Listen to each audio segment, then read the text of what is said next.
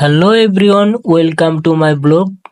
আজকে আমি চলে আসলাম সেই গাজীপুর নীলাম্বরী রিসোর্টে। এখানে টিকিটের মূল্য মাত্র 100 টাকা। 100 টাকায় টিকিট কেটে যে আমরা ভিতরে এখন প্রবেশ করব।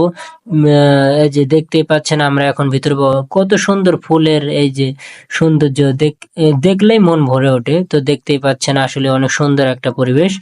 100 টাকার বিনিময়ে গাজীপুরের ভিতরে এত সুন্দর একটা পার্ক আমি কল্পনা করতে পারিনি। তো আমরা গিয়েছিলাম আর কি বৃষ্টির দিনে।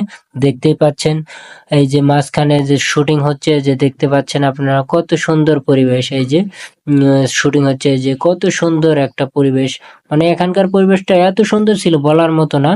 তো এই যে সুইমিং পুলও ছিল আশেপাশে, দেখতেই পাচ্ছেন। আর সামনে একটা রেস্টুরেন্ট, ওই যে দেখতে পাচ্ছেন নীলাম্বরী রেস্টুরেন্ট।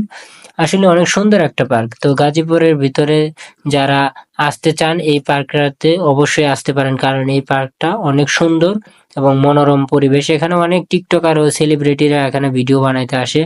আপনারাও চাইলে আসতে পারবেন। তো দেখেন কত সুন্দর একটা পরিবেশ।